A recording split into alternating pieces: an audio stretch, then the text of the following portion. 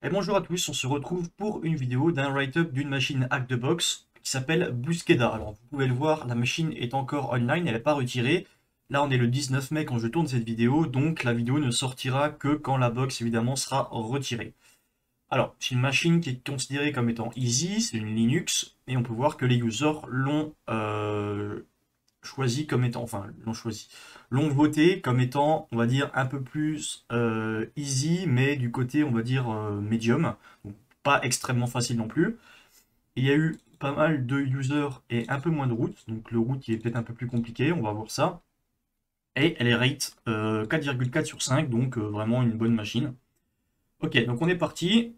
Ce qu'on va faire, comme à chaque fois, le fameux nano etc host pour ajouter les nouveaux hosts dans notre fichier host, donc vous inquiétez pas ce qu'il y a derrière, on verra ça plus tard. On ajoute notre busqueda.htb qui correspond à l'adresse IP de la box, qui est bien 10.10.11.208. On lance un scan map. Alors moi, je me suis pris en avance, évidemment, pour pas que ça prenne trop de temps non plus. Donc on peut voir qu'en fait, il n'y a que le port 22 qui est ouvert et le port 80. Et le port 80, on a un serveur Apache dessus, 2.4.52. Bon, la version n'est pas vulnérable, on peut faire des recherches dessus, mais on ne va pas trouver grand-chose. Et ce qui est intéressant, c'est qu'on voit qu'on est redirect vers un searcher.htb. Donc c'est un autre nom de domaine que ce qu'on avait mis dès le début.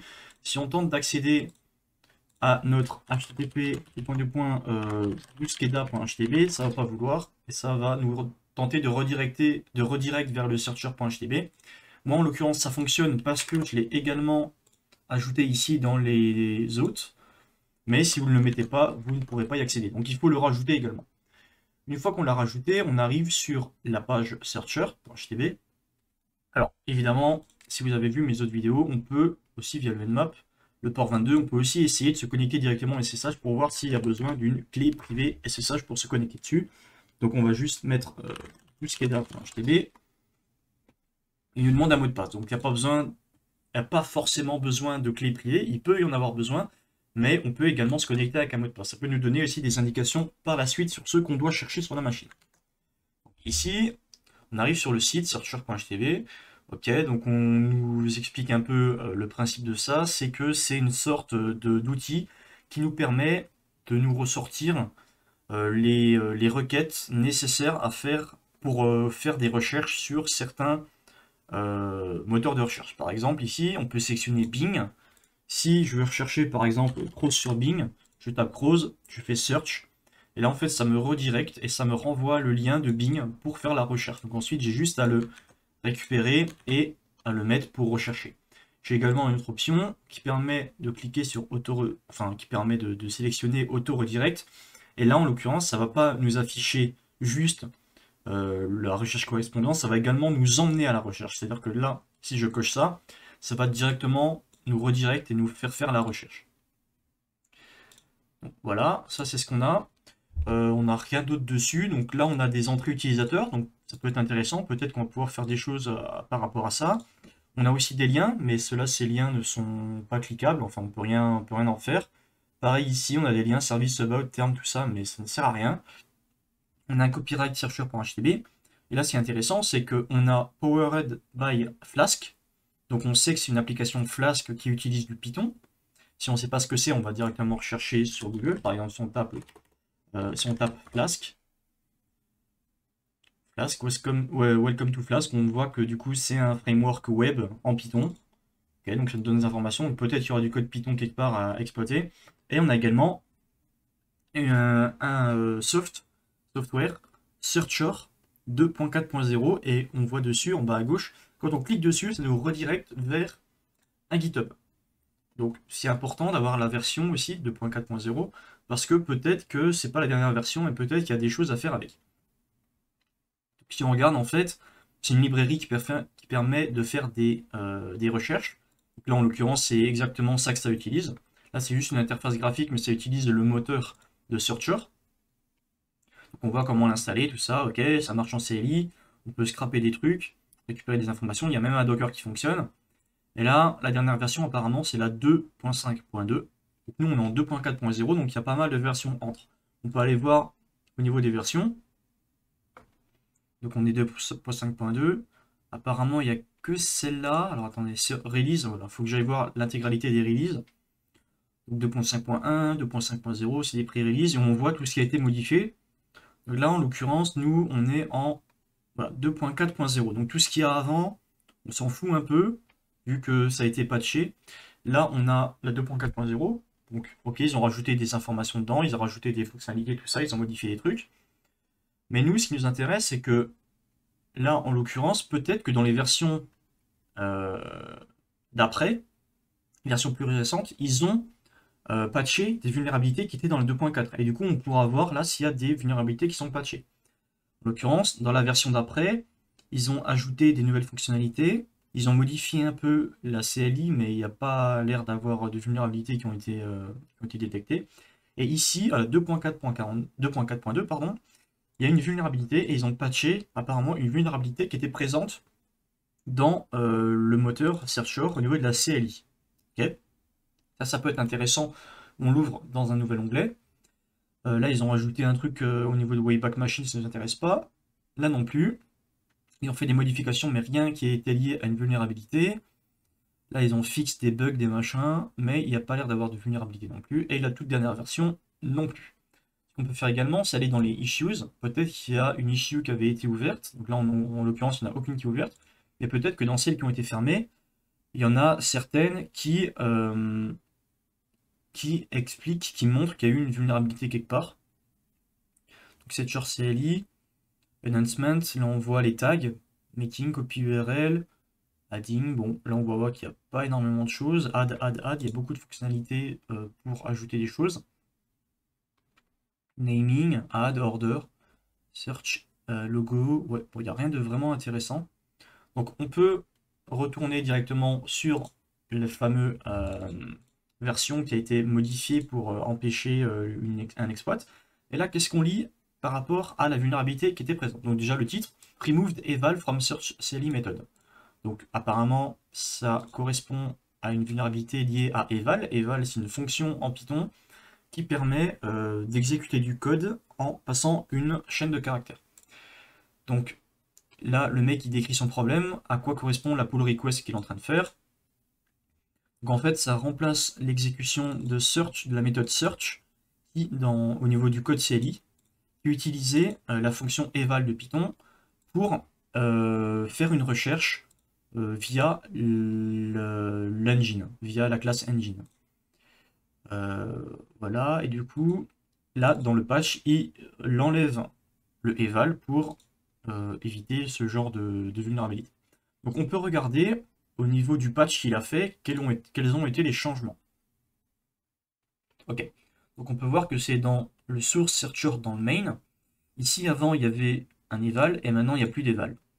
Alors, ici si on étudie un petit peu, eval, il prend en chaîne de caractères quelque chose à exécuter. Donc là il va exécuter engine, l'engine qu'il aura passé en paramètre, .search, donc la fonction de l'engine, et au paramètre de search, il va passer query, qui est une chaîne de caractères qui est également passée en paramètre, copy URL et open URL. Ok. La fonction eval, comment on l'utilise? Alors, on peut faire déjà des tests en Python de notre côté. Donc, je vais ouvrir Python 3 pour voir comment ça se passe. Hop, l'interpréteur. Donc là, en fait, eval, c'est comme si on exécutait du code. En Python, par exemple, si je veux exécuter un print, je fais print hello, hop, bêtement, et là, ça va m'afficher hello. Maintenant, si je veux l'exécuter en utilisant la commande eval, enfin la fonction eval, on va utiliser eval, et en paramètre, on va passer une chaîne de caractères qui correspond à la commande à exécuter. C'est-à-dire que là, en paramètre, je passe un string de ce que je veux exécuter. Hop, je dis que je veux passer en string, donc là on voit bien que c'est une string, la chaîne de caractères print hello, je veux que, pour l'instant c'est une chaîne de caractères, mais je veux qu'elle soit exécutée. Donc on va lancer ça, et on voit bien que en fait c'est comme au début, c'est ça qui a été exécuté. Donc en fait, eval va convertir la chaîne de caractères en une fonction, et va ensuite exécuter cette fonction comme si c'était du code lui-même. Ok. En Python, bon, maintenant on sait ça. En Python, on sait également que quand on définit une fonction, on peut l'appeler après directement dans le code. Par exemple, j'appelle deffunc1, donc fonction. Hop, le code, je mets que ça va print un message qui s'appelle func1. Ok. Hop, et maintenant, donc là, ma fonction est définie. Et maintenant, si j'appelle func1, juste comme ça ça l'exécute et ça affiche ce qu'il y a dedans. Également, on peut utiliser eval pour faire exactement la même chose. Donc, on refait exactement comme avant. Eval, j'appelle func1, hop, et j'exécute. Et là, il se passe exactement la même chose. Pourquoi? Parce que, comme on l'a vu juste avant, eval va convertir la chaîne de caractères qui est là en une fonction et va l'exécuter. En Python, on peut également enchaîner plusieurs fonctions. Par exemple, si je fais func2, là je définis une nouvelle fonction, je dis que cette fois-ci, elle va faire un print de func2. Ok. Maintenant, si j'appelle func2, pardon, ça va exécuter pareil. Si je veux exécuter func1 et ensuite func2 sur la même ligne, il faut que j'appelle func1, virgule, func2.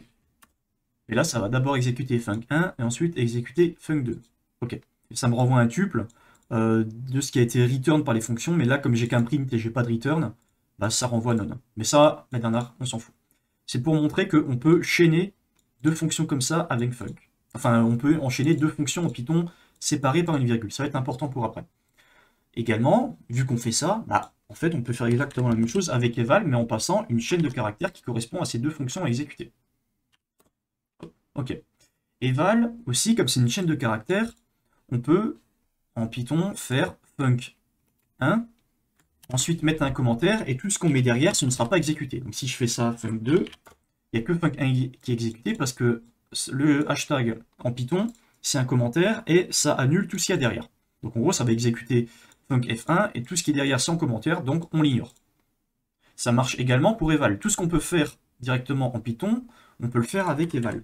Si je fais eval de la chaîne de caractères ceci, ça m'envoie que func1.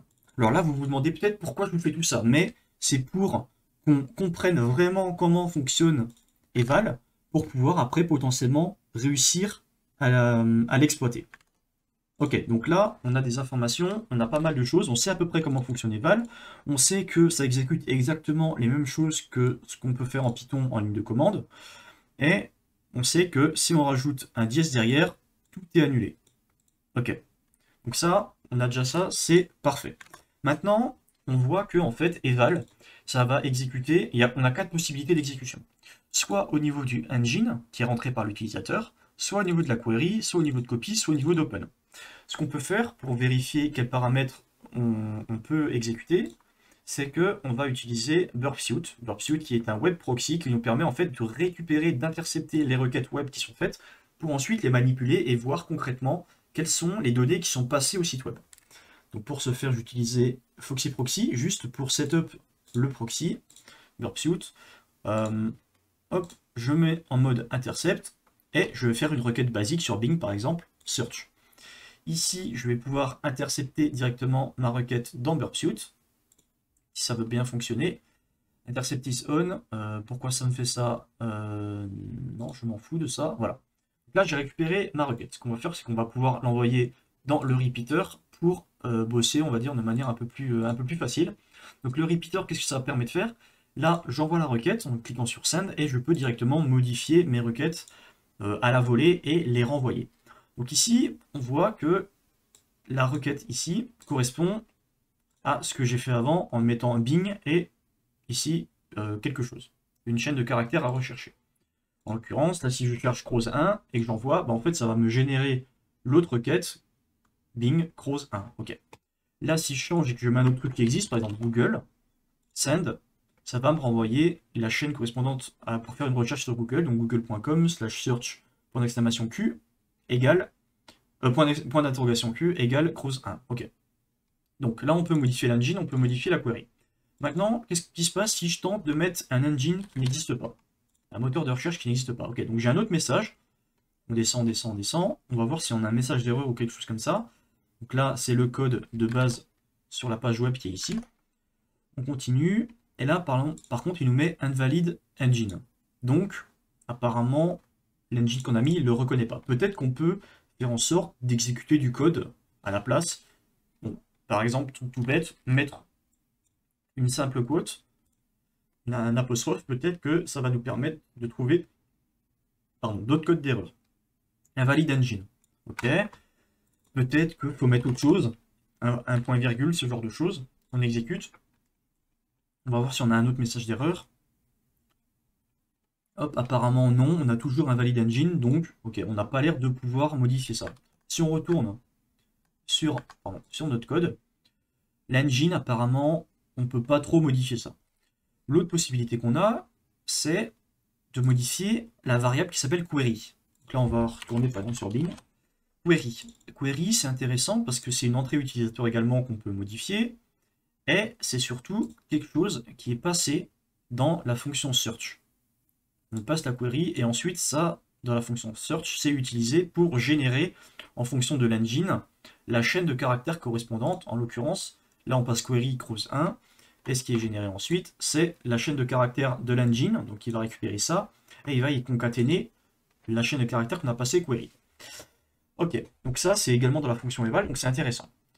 Si, donc là je teste autre chose, si par exemple je mets un apostrophe avec derrière une chaîne de caractères. Ah, ici on n'a plus aucun résultat. Alors pourquoi on n'a plus aucun résultat? Soit parce que notre truc a été exécuté, soit parce qu'il y a eu une erreur, et dans ce cas-là, le code n'a pas pu s'exécuter. Dans le cas où il y a eu une erreur, on est content. Pourquoi? Parce que ça veut dire que potentiellement, on a réussi à casser quelque chose dans le code qui nous a permis de détecter qu'il y avait quelque chose qui n'allait pas. En l'occurrence, si on reprend la chaîne de caractères ici, URL, eval, machin, on peut voir que en fait, notre query, elle est déjà... je trouve plus le mot en anglais, en français, pardon, elle est entourée, voilà, elle est entourée de simple quotes. Donc, si on ouvre un nouveau fichier, qu'on copie ça ici, et qu'on y colle notre chaîne de caractères, notre eval, hop, je vais essayer de rendre le truc un peu plus joli, que ce soit lisible. Hop, ok, on a quelque chose comme ça. Là, on va remplacer notre query par ce qu'on avait. Donc en l'occurrence, nous, par exemple, si on met cross, ça va convertir ça par cross. Là, évidemment, ça va être par exemple Bing, on aura pas sans paramètres, et là, je ne sais pas ce que c'est, on va laisser comme ça. Ok, donc là, on voit que ça fonctionne bien. Par contre, nous, en l'occurrence, là, ça a tout cassé. Pourquoi? Parce qu'on a passé un apostrophe avec une string derrière. Apostrophe string, ça voudrait dire que si on remplace notre chaîne qu'on avait passée par apostrophe string, ça fait ça. On passe un apostrophe à une string. On peut voir que du coup, l'eval, là ça pose problème parce qu'il essaye d'eval engine.bin.search et en fait il passe une chaîne de caractères et juste après il y a un truc qu'il ne connaît pas et du coup tout le reste ne peut pas être exécuté. Donc là on a bien une erreur. Ok. Nous ce qui nous intéresse, on se rappelle, notre but c'est de réussir à exploiter eval. Eval, ça va nous permettre justement d'exécuter des commandes en Python. On se rappelle parce qu'on est sur une application Flask, eval c'est du Python, donc on va pouvoir on va tenter d'exécuter du code Python via la recherche. Donc là, il faut bidouiller un peu pour réussir à faire en sorte d'exécuter du code. On l'a vu, la fonction eval, comment elle fonctionne, si on reprend notre code, on peut faire pas mal de choses, donc juste afficher lui passer une string à exécuter. Donc là, en l'occurrence, la string à exécuter, c'est tout ça. Mais on peut également lui passer des fonctions séparées par des virgules. Bon, alors là, j'ai passé des fonctions, mais ça pourrait être aussi un print séparé avec une virgule et un autre truc. Ça permet d'exécuter d'abord la première et ensuite la deuxième. Ici, on peut voir que nous, on a le search, mais le search, en fait, ça ne nous intéresse pas parce que nous, on s'en fout de rechercher quelque chose, on veut exécuter du code. Donc l'idée, c'est de faire en sorte de réussir à fermer la fonction search de manière à pouvoir exécuter quelque chose derrière. Ça veut dire qu'en fait, là, eval, le premier terme du coup qui va exécuter, c'est ça. On va fermer le search, on va mettre une virgule, et ensuite on va mettre autre chose à exécuter qui sera notre vrai code. Et si on arrive à faire ça, ça voudrait dire qu'on pourra exécuter tout ce qu'il y a derrière. En l'occurrence, ici, si on change notre payload de l'apostrophe cross à quelque chose qu'on peut changer, par exemple, ici, on voudrait que ça fasse, on search en fait, on search rien, ou on search quelque chose au hasard, par exemple test, Et ensuite, on veut que... Donc là, on a fermé la fonction test. On fait une virgule. On se rappelle virgule parce que... Oh, je me trompe de fenêtre. Virgule parce qu'on veut exécuter une autre fonction par rapport à eval. Et derrière, qu'est-ce qu'on veut exécuter d'autre? On veut exécuter notre code. Donc, par exemple, notre code ici, c'est un print de test. Alors, il faut faire attention ici avec les simple quotes et double quotes. Là, le eval, il est avec des double quotes, donc on est obligé d'utiliser des simple quotes. Hop, ça c'était celle de base, donc on la laisse. Print, par exemple, print hello. Hop. Sauf que si on fait ça, le problème c'est que là, eval, il va exécuter d'abord ceci. Ensuite, il y a une virgule, donc il va tenter d'exécuter cela. Et après, il va tenter d'exécuter ça. Sauf que ça, on s'en fout que ce soit exécuté, ça va juste nous renvoyer des erreurs. Donc qu'est-ce qu'on fait? On l'a vu juste avant. En Python, on peut mettre des commentaires pour empêcher d'exécuter tout ce qu'il y a derrière. Donc ici, en l'occurrence, après notre print, on va mettre un commentaire pour ignorer tout ce qui se passe derrière. Donc là, en fait, notre eval, qu'est-ce qu'il va faire? Il va d'abord faire un... Si je découpe un peu le code, il va d'abord faire ça, eval de ça, et ensuite, il va faire un eval de ça. Printf, oui, c'est ça. Ok. Il va faire ça. Là, en l'occurrence, ça nous plaît, puisque d'abord, il va faire ça, ça on s'en fout, on le passe. Et ensuite, on va réussir à exécuter du code Python. Et derrière, tout ce qu'il y a derrière, c'est ignoré. Donc en gros, en l'occurrence, là, ce serait plus comme ça. Sauf que tout ce qu'il y a derrière... Alors attendez, j'ai oublié ça, hop. Comme ça, comme ça. Sauf que là, tout ce qu'il y a derrière, ça va être ignoré, vu qu'on a mis un hashtag, un commentaire. Donc en gros, ce sera que le début qui va être exécuté. On peut tenter. On peut tenter. Donc là, le payload, ce serait du coup, on passe ça, on ferme la parenthèse. Donc en fait, là, les deux premiers, ça nous permet... Alors attendez, pour que ça colle, on va plutôt faire dans ce sens-là, par exemple, test. Test comme ça, on ferme le simple quote, on ferme la parenthèse. Donc ça, en gros, là, en l'occurrence, on met notre test, on ferme le simple quote, on ferme la parenthèse, et ensuite, derrière, on met notre code à exécuter, hop, avec le dièse. Donc là, on le passe avec le dièse. Là, si on exécute, qu'est-ce qui va se passer? On voit bien qu'on a notre hello qui a été affiché. Donc le print hello a bien été exécuté. Le eval a bien évalué ça, il l'a bien exécuté. Il l'a converti. Donc ça, c'est une chaîne de caractères. Il l'a bien converti en fonction, il l'a exécuté. De même, ici, on a bien notre recherche qui s'est faite. Bon, là, en l'occurrence, la deuxième partie, on s'en fout. Parce que c'est qu'une recherche, c'est pas ça qui nous intéresse. Mais on a bien vu qu'on a réussi à bypass pour exécuter notre eval. Bon, là, en l'occurrence, c'est pas très intéressant parce que faire un print, on s'en fout un peu. Ce qui est intéressant en Python, c'est pouvoir exécuter du code directement sur le serveur. En Python, si on veut exécuter du code, par exemple un whoami, si tu tapes juste un whoami, ça va pas fonctionner parce qu'il ne le connaît pas, c'est pas défini. En Python, on peut importer des modules. Il y a un module qui s'appelle OS, donc je peux faire un import OS, et ensuite je fais os.system avec une chaîne de caractères. La chaîne de caractères dans système, ça va être la commande exécutée. Donc là, si je fais un whoami, qu'est-ce que ça va faire en fait? Ça va juste exécuter whoami comme si j'étais sur un shell Linux classique. Donc là, je lance et ça me met root. Pourquoi? Parce que si j'ouvre une nouvelle fenêtre, voilà, en l'occurrence, il faut que je repasse root, je suis dessus. Hop, hop, hop. Hop, là, si je fais un whoami, je suis root. De même, si je reprends la commande et que je fais un ls ou un pwd, ça va m'afficher le répertoire courant dans lequel je suis. Donc là, on peut voir que je suis dans home, cruise, document, htb, box, bootskeda. Ok, c'est intéressant.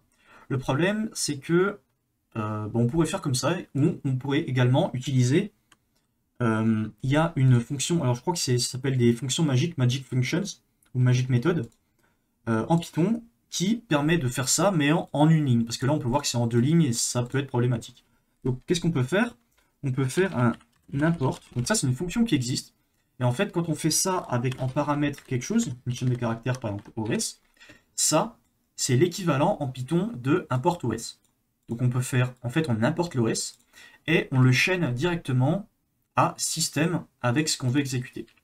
Par exemple, si je fais import os.system.pwd, ça va importer le module OS et depuis le module OS, ça va appeler la commande système avec une chaîne de caractères qui va exécuter ceci directement sur la machine. Donc là, on peut voir qu'en fait, c'est le même comportement que ça, sauf qu'on l'a fait en one-liner, et ça nous permet d'exécuter du code directement. Donc ça, c'est déjà un peu plus intéressant. On peut modifier du coup notre payload directement sur Burpsuite pour avoir le même résultat que ça, pour pouvoir énumérer un peu plus la machine. Donc on va copier ça, on va directement aller sur notre système, on garde toute la partie avant qui permet de bypass avec ça également, et on va changer notre sprint pour mettre quelque chose qui nous intéresse plus, par exemple PWD. Enfin par exemple import OS système. Ici en l'occurrence, par exemple, je veux voir avec qui le serveur tourne, donc je remplace par ID. La commande ID, ça va nous renvoyer l'ID de l'utilisateur actuel. Je renvoie, et ici on peut voir que la commande s'est bien exécutée et que du coup j'ai bien un résultat. Donc on a bien le user courant qui est SVC. Okay, donc là on sait que l'application est exécutée en tant que SVC. Donc on pourrait continuer comme ça d'énumérer un peu plus, sauf que nous ce qui nous intéresse c'est pas très pratique comme ça parce qu'à chaque fois il faut modifier ici la commande. Pas très pratique, donc nous ce qu'on veut c'est obtenir un reverse shell. Un reverse shell, ça va nous permettre de communiquer directement avec la machine en étant sur un shell. Donc ici on peut quitter Python, on n'en a plus besoin. Qu'est-ce qu'on va faire? On va se mettre en listening avec un netcat, LNVP par exemple 444, le port classique. Et maintenant on va devoir ici modifier notre commande à exécuter pour que ça nous renvoie un reverse shell. Alors, moi, je vais aller dans les notes que j'ai fait au niveau du write-up pour récupérer un reverse shell. Hop, par exemple, celui-ci. Donc là, le reverse shell, c'est un reverse shell classique. Et je vais vous expliquer un peu comment il fonctionne. Alors là, vous voyez qu'il est bizarre. Pourquoi? Parce que je l'ai encodé en URL. Vous voyez, hop. Par exemple, on le passe. Et là, je vais le décode as URL. Voilà, donc de base, c'est quelque chose de comme ça. Mince. Hop, c'est pas ça que je voulais faire. De base, en fait, notre reverse shell, il est comme ça. Donc c'est un shell classique. Il faudra juste modifier l'adresse IP en fonction de la nôtre. Et pareil au niveau du port. Pour connaître notre adresse IP, on fait juste avant un petit IP A. Et au niveau de tune 0, on a l'adresse IP sur laquelle on est connecté au niveau du lab hack de box. Donc là, en l'occurrence, c'est 10.10.14.4 pour ma part. On part en écoute sur le port 4444. Donc là, notre shell est bien. Et une fois qu'on a fait ça, on va pouvoir le reconvertir directement en code as URL. Est-ce qu'on veut l'encoder en URL ou en HTML plutôt? Ouais, ça n'a pas trop d'importance. Pourquoi on fait ça? Pour que en fait il soit directement... Alors, attendez, je fais de la merde, je vais juste modifier là, ce sera beaucoup plus simple. En fait là, ça va remplacer les espaces par de l'URL encoding. Donc là, on va mettre un plus par exemple. Et ça permet évidemment que burp ne soit pas perdu. Alors attendez, burp suite professionnel, non, ça dégage. Yes, je vais quitter. Hop, on retourne sur notre repeater. Et là, à la place, on va mettre ce qu'on veut exécuter. Donc en l'occurrence, ici un reverse shell. Donc on est censé récupérer un shell de notre côté une fois qu'on aura lancé ça. Ça a l'air d'être correct. On lance. On regarde notre côté et effectivement on a bien obtenu un reverse shell. Donc si on regarde ID, on est toujours comme ça.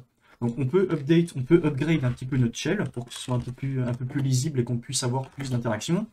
Donc le fameux import pty.spawn /bin/bash. Alors attendez, hop, je ne me trompe pas, /bin/bash. Hop. Voilà. Donc là maintenant on a quelque chose d'un peu plus visuel et on peut exécuter des commandes comme si on était là-dessus, mais en fait, on est directement connecté sur la machine, donc c'est beaucoup plus simple pour nous. Alors, là, si on fait un petit ls-là, on voit qu'il y a des choses dans le répertoire du serveur web. On peut également faire un cat/etc/passwd pour voir s'il y a d'autres utilisateurs sur la machine. En l'occurrence, on peut voir qu'ici, il n'y en a qu'un, et on est déjà 7 utilisateurs. Ok. Alors maintenant, il va falloir faire une privesc, énumérer des choses qui sont sur la machine pour pouvoir augmenter nos privilèges, et potentiellement devenir root. Ok. Donc maintenant, qu'est-ce qu'il faut faire? Bah, on va se balader un peu sur la machine. On peut aller dans le home, là, SVC, donc on va dans notre répertoire courant. Et là, on a plusieurs choses. On a un guide config, on a un profile. Bon, déjà, le user, on peut le récupérer vu que bah, on est le bon utilisateur. Donc là, c'est bon, on a déjà le user. Et ensuite, on peut faire par exemple, là je vois qu'il y a un guide config qui peut être intéressant. Bon, là en l'occurrence, on a un email, donc là ça peut être un autre utilisateur. Searcher.htp, ça peut être intéressant, ok. On peut aussi regarder s'il n'y a pas des binaires avec le bit SUID qui est 7, qui va nous permettre d'exécuter des binaires avec un privilège un peu plus élevé. Voilà, on peut lancer pas mal de choses, on peut faire un limpis également, pour voir s'il n'y a pas d'autres programmes ou d'autres trucs qui tournent dessus qui peuvent être intéressants. Là ici on voit qu'il n'y a rien, ok. On va retourner dans notre serveur web. Qu'est-ce qui s'ouvre? Je ne sais pas. Var 3w essai app. Elle est là. Ici, on peut voir qu'on a un app.py. On peut afficher son contenu. En fait, on voit que c'est juste en fait, l'application Flask. Donc, avec les redirects. Quand on fait un search, en fait, c'est une méthode POST qui va utiliser le searcher qu'on a vu avec le paramètre search et va passer l'engine et le query qui était vulnérable grâce à ça qu'on a exécuté notre reverse. Okay, on n'a pas beaucoup plus d'informations. Ensuite, on voit qu'on a des templates, c'est pas intéressant, mais on a un point git. Le point git, il peut contenir des informations assez intéressantes. Donc, si on va dedans et tirer là, on a plusieurs fichiers. On a des branches, on a commit, edit message, une description, machin, bidule, ok. On a un config, donc on peut l'afficher, 4 configs. Et là, qu'est-ce qu'on voit? On a des informations sur de la configuration. Et là, on a une, comment ça s'appelle? Une branche en remote qui s'appelle origin et on a une URL associée. L'URL, c'est http, un nom d'utilisateur, un mot de passe et un domaine pour se connecter dessus. Okay, et derrière un git. C'est intéressant. Déjà, c'est intéressant. Pourquoi? Parce que ici, gita.searcher.htb, on a un nouveau sous-domaine ou un vhost. Donc ça, déjà, on va pouvoir le rajouter dans notre etc host. En l'occurrence, vous voyez, dès le début, je l'avais déjà rajouté. Hop, gita.searcher.htb. Alors, je l'avais déjà rajouté parce que j'ai fait la box avant et je ne l'ai pas retiré. Hein. Mais tout au début, on ne savait pas que ça existait.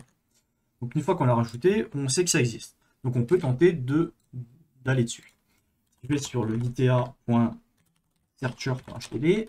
Mettre le HTTP devant parce que sinon, ça risque de faire une recherche Google et pas d'aller directement sur le site.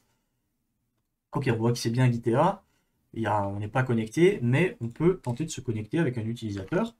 Et ici, en l'occurrence, on nous donne un utilisateur. On a Kodi avec un mot de passe. Ok, on va copier ça, on va le garder de notre côté. Peut-être que ce sera utile pour plus tard ou pour maintenant. On va tenter de se connecter avec Kodi et le mot de passe. Ok, donc là, on a réussi à se connecter en tant que Kodi sur le Gitea. Ou Giti, je ne sais pas comment on dit. En l'occurrence, ce qui est intéressant, on peut voir qu'il y a un autre user administrator, peut-être pour plus tard. Et on peut voir que Kodi, il a créé un répertoire qui s'appelle Searcher Site. Et on pense que c'est l'application actuelle. Donc là, il y a les templates, il y a l'API de base. Bon, si on va voir les commits, je vous passe un peu les détails, mais ici, c'est l'application de base qu'on avait également ici, dans notre var 3w app. Et si on va voir dans les commits, ce genre de choses, on ne va rien trouver de spécifique. Mais ce qui est intéressant, c'est que maintenant, on a un mot de passe. Si dit un mot de passe, peut-être qu'un autre utilisateur utilise également ce mot de passe. Donc là, si je fais un sudo-l de l'utilisateur, SVC il me demande un mot de passe. Si je mets rien, peut-être que c'est un mot de passe vide. Non, il veut quelque chose. Ok. Mais du coup, on a un mot de passe. Pourquoi? Peut-être que l'utilisateur Kodi a réutilisé le mot de passe pour un autre utilisateur. Par exemple, peut-être que Kodi a utilisé le même mot de passe pour son compte, GTA, le même mot de passe pour son compte que pour cet utilisateur SVC. On peut tenter en l'utilisant, et là, apparemment, ça passe. Donc, en fait, on a trouvé le mot de passe de l'utilisateur SVC qui est le même que celui de Kodi. Donc là, j'ai fait un sudo-l pour lister, peut-être qu'on avait des droits en tant que root. Enfin, on avait des droits d'exécuter une commande avec des permissions plus élevées. Et c'est le cas, parce que ici, en l'occurrence, en tant que root, on a le droit d'exécuter la commande suivante. Donc c'est une commande Python qui va lancer un script Python qui s'appelle systemcheckup.py avec un astérisque en mode on ne sait pas trop. Donc là, on va faire un sudo la commande. Alors avant de faire ça, voilà, je vais lancer ça. On voit que en fait, il faut mettre donc l'étoile en fait c'est pour qu'on puisse mettre quelque chose, donc docker ps, docker inspect, le docker ou full checkup. On peut tenter aussi d'aller regarder le contenu du fichier. En l'occurrence, on n'a pas les droits. Okay. Donc ici, qu'est-ce qu'on a? On sait qu'on va pouvoir exécuter du Python 3, enfin avec Python 3, ce script-là qui s'appelle System Checkup, et qui va pouvoir prendre 3 paramètres différents. Il va pouvoir prendre Docker PS, qui va nous permettre de lister les containers qui sont en train de tourner sur la machine. Docker Inspect, qui va nous permettre de voir beaucoup plus d'informations, d'inspecter certains containers. Et on a le Full Checkup, qui va run un Full System Checkup, on ne sait pas trop ce que ça fait. Donc, bêtement, on va lancer le premier argument qui s'appelle Docker PS. On va lister tous les containers qui sont sur la machine. Donc, là, en l'occurrence, il y en a deux.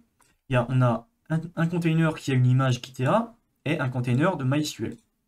Les deux tournent en localhost et il y en a un qui est redirect sur le port 3306, donc c'est MySQL classique, et l'autre sur le port 3000. Ok. GTA, MySQL, on a le nom. Bon, on n'a pas beaucoup plus d'informations, on voit la commande qui a été exécutée pour lancer le Docker, mais c'est pas très intéressant. Ok, on a l'autre commande qui s'appelle Docker Inspect, donc on peut également tenter de l'exécuter. Là, si on lance un Docker Inspect, en fait, ok, Docker Inspect, il demande d'autres paramètres, en l'occurrence un format et le nom du container. Donc, si on ne sait pas ce que c'est, comment ça fonctionne, on va sur Internet, on met Docker Inspect, format, et on va tomber très certainement sur le site de Docker, la documentation qui va nous indiquer les commandes et comment on fait pour afficher le contenu d'un Docker. Enfin, c'est pas afficher le contenu d'un Docker, c'est afficher des informations concernant un Docker. Donc, on voit que le type de format, voilà, hop, text template, des exemples. Donc là, inspect, on peut inspecter le type, donc le volume. Voilà, donc F-F pour le format, on peut voir que c'est des formats du type comme ça. Ok. Format, template, donc c'est du JSON. Il faut passer quelque chose de format JSON. On peut prendre un exemple tout bête. Ici, le format, on prend ça, hop. Donc on reprend notre commande. Alors je vais copier-coller ça. Docker inspect, espace, on passe entre chaînes de caractères ce qu'on veut, ceci, et on donne le nom qu'on veut, par exemple GitHub. Donc là, apparemment, ça ne nous affiche rien, peut-être parce que cette variable n'existe pas, mais peut-être qu'il y a d'autres variables intéressantes qui peuvent nous être utiles. Donc ici, là, en l'occurrence, le format, ça me permet de voir l'adresse IP, d'une instance. On peut tenter ce format-là. Ok. Hop, alors évidemment, il faut d'abord que je fasse ça. Ensuite, on passe ceci et le nom GitHub. Donc là, on voit bien que ça nous renvoie l'adresse IP du Docker. Ici, peut-être qu'il y a d'autres informations encore, si on cherche un petit peu, peut-être qu'il y a des informations qui sont beaucoup plus intéressantes. Ici, on voit qu'on a un .config.image pour avoir la configuration de l'image. Peut-être que nous, on peut juste se contenter du .config qui nous intéresserait. Donc sudo machin, inspect, et derrière, on va essayer de mettre juste le .config, par exemple. Hop, on ferme ici, et on veut le .githera. Ok, on a pas mal d'informations. Donc ici, ça nous donne des informations sur la configuration de ce container-là. Donc on a des adresses IP, on a des trucs comme ça, GitHub Database, ok, un host, un name, un user, et là on a un mot de passe, ok, c'est intéressant. Donc on a un user GTA et un mot de passe qui est le suivant, YUI quelque chose. On regarde, je crois que ce n'est pas le même qu'on avait avant. Donc ici on a un nouveau user GTA, ok. Donc on continue d'énumérer, peut-être qu'on a d'autres informations. Là on a un hash, mais c'est pas un hash de mot de passe, c'est un hash au niveau de la configuration. Ok, donc là on a fini de ce côté-là. On va refaire la même, mais avec l'autre container, qui s'appelle MySQL DB. On le lance. Et ici, on va récupérer la configuration, donc 3306, le port classique. Et là, on a un MySQL root password. Okay, donc encore un autre password pour le root. Hop, donc on va le récupérer. Root, voilà, un autre mot de passe. Et ici, user GTA et encore un autre mot de passe, mais celui-là, c'est le même que celui qu'on avait déjà récupéré. Et on n'a rien d'autre d'intéressant. Ok, donc maintenant, on a des nouveaux credentials. Peut-être que on peut se connecter directement au MySQL en utilisant le root en local. On va tenter ça.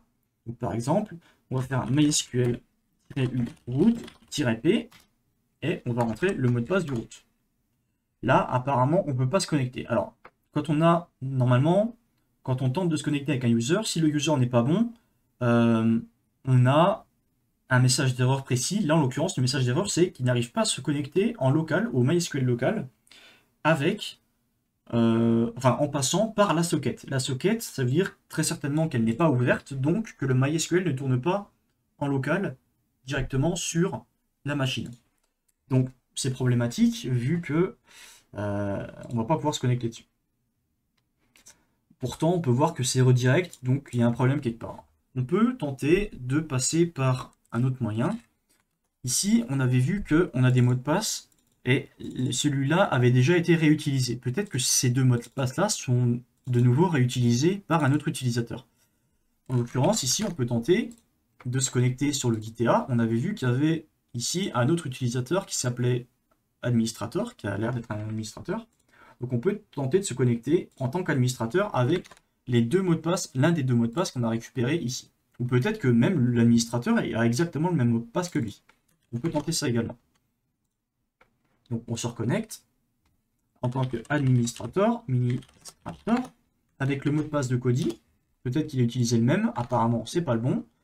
Peut-être que en fait c'est ce mot de passe là. Ici. Hop, on modifie. Ok, donc apparemment, ce mot de passe là fonctionne, donc il a été réutilisé par celui-ci. Ok. On va continuer d'énumérer. Donc maintenant, on a accès au repository de l'administrateur. On voit que c'est quelque chose de privé, donc auquel on n'avait pas accès avant. Ça peut être intéressant, il peut y avoir de nouveau des credentials dedans. En l'occurrence, là, on voit bien qu'en fait, systemcheckup.py, c'est le script qu'on lance ici, en tant que, sur lequel on peut faire un sudo. Donc peut-être qu'on va voir des informations beaucoup plus pertinentes à l'intérieur. Checkport.py, on peut regarder déjà à peu près tous les scripts, ce qu'ils font. Voilà, ça va juste checker les ports, c'est pas très intéressant. On va rien pouvoir faire au niveau de ça. Le full checkup. Le full checkup, c'est donc en fait, il va faire un docker inspect du nom et du status. Il va récupérer les ports. Il va checker si le GitHub est up ou down, et également si le serveur Apache est up ou down. Bon, pas très intéressant non plus. Ensuite, on a un autre script encore, si ça veut bien charger. Ah. Comme tu dirais un petit bug, on se retrouve une fois que c'est réglé. Ok, me revoilà. Alors finalement, c'est mon VPN qui avait eu un petit bug, je sais pas pourquoi. Donc ensuite, on a install flask.sh. Donc ça va installer Flask. Ok, au niveau du domaine, peut-être qu'il y a des choses à faire. Bon là, en l'occurrence, vous pouvez regarder la configuration, mais il n'y a pas l'air d'avoir de mot de passe ou de trucs vraiment très intéressants. Access log, tout ça, error page. Il n'y a pas de... Là, on a des username, user mode, tout ça, mais bon, il n'y a vraiment rien de très intéressant. Et le dernier script, du coup, c'est le script qui permet d'exécuter ce qu'on a fait avant. Donc, ça permet une liste d'actions. Il y a le full checkup qu'on n'a pas encore fait, le docker ps et le docker inspect. Donc, il va récupérer les arguments qu'on a passés. Donc, si c'est docker inspect, il va faire certaines choses. Si c'est, donc il va lancer ces commandes-là avec le format qu'on a spécifié et le container. Sinon, si c'est docker ps qu'on a mis, il va tenter de lancer juste un docker ps et nous afficher les résultats. Et si c'est un full checkup, il va lancer le script qui s'appelle fullcheckup.sh, tout simplement l'exécuter et nous renvoyer la sortie. Le truc, c'est que vous voyez ici que fullcheckup.sh, il est exécuté avec un chemin relatif. C'est-à-dire que le script, si le script se trouve dans /tmp et que dans /tmp, il y a quelque chose qui s'appelle fullcheckup.sh, on va exécuter celui-ci, celui qui se trouve dans /tmp. C'est une vulnérabilité. Pourquoi c'est une vulnérabilité? Parce que ça veut dire que là, en l'occurrence, normalement, celui-ci, quand on fait un full checkup, il est censé exécuter le full checkup fourni par l'outil. Mais nous, on peut créer un autre fichier qui s'appelle également full checkup, mais qui contient d'autres commandes que nous, on veut exécuter en tant que route et qui seront exécutées à la place du fichier légitime. Du coup, en fait, c'est une vulnérabilité, et comme on a le droit sudo dessus, on va pouvoir exécuter des choses en tant que sudo avec un autre fichier fullcheckup.sh. Si c'est pas très clair, je vais vous montrer directement comment ça se passe. Donc ici, on va se rendre dans notre cd/tmp par exemple. Là, en l'occurrence, je vais récupérer les commandes que j'avais déjà faites avant parce que sinon, ça va être chiant. Hop, je vais récupérer ça. Alors, ici, ce qu'on va faire, c'est que, en fait, comme on a un shell un peu dégueulasse, on va pas pouvoir faire de nano. Ça risque de tout casser. Pareil pour Vim ou Vi, ça va tout casser. Donc, on va utiliser echo, echo-e pour mettre des expressions régulières, enfin pour écrire avec des expressions régulières directement dans un fichier. Donc là, qu'est-ce qu'on va faire en fait? Ça, vous avez reconnu, c'est comme celui d'avant. Donc c'est un reverse shell. On va, évidemment, il y a un anti/n. Quand on met le -e au niveau de echo, les anti/n sont pris en compte. Donc ça va revenir à la ligne. Donc en fait, ça va créer un fichier bash qui contiendra ceci. Ensuite, ceci en dessous. Alors évidemment, nous faudra le modifier pour que ça corresponde à ce qu'on veut. Par exemple, comme ça. On va l'enregistrer dans, enfin le sauvegarder dans un fichier qui s'appelle fullcheckup.sh, qui est dans notre TMP. Donc là, je peux faire directement cette commande. Alors je vais modifier un petit peu celle-là du coup. Hop. Voilà. Donc ça, je récupère. Hop. On retourne sur notre shell. Donc je écho ça, je redirecte vers, donc là on est bien dans /tmp, vers le full checkup.sh. Donc là en fait j'ai créé un nouveau fichier qui s'appelle exactement comme celui au niveau de la commande, enfin du script. Une fois qu'on a fait ça, on peut lui donner les droits d'exécution, pour que le script puisse l'exécuter. Full checkup.sh. Hop, donc là c'est bon. Et maintenant, qu'est-ce qu'il nous reste à faire? Il nous reste de se positionner sur notre machine, de se mettre en écoute sur le port qu'on a spécifié dans notre reverse shell. Donc là, on écoute sur le port 1337. Et ici, qu'est-ce qu'on va faire? On va lancer un sudo de systemcheckup.py, donc le script de base, et on va passer en paramètre full checkup. Et du coup, comme ici, on va passer full checkup en paramètre et qu'on est en sudo, le script va s'exécuter. Là, action est égale à full checkup, vu qu'on l'a passé en paramètre, c'est celui-là qui avait été exécuté, et ça va exécuter ceci, ./fullcheckup.sh. Comme on est dans /tmp et qu'on a créé un autre fichier fullcheckup.sh, fullcheckup en fait va exécuter notre fichier qu'on vient de créer qui contient un reverse shell pour faire un callback directement sur notre machine. Comme on est en sudo, on va avoir le callback en tant que root.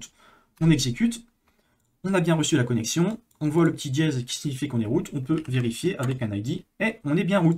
Voilà. Donc, on a réussi à casser la machine, on peut évidemment se rendre dans le /root, et récupérer notre fichier root.txt si ça nous chante.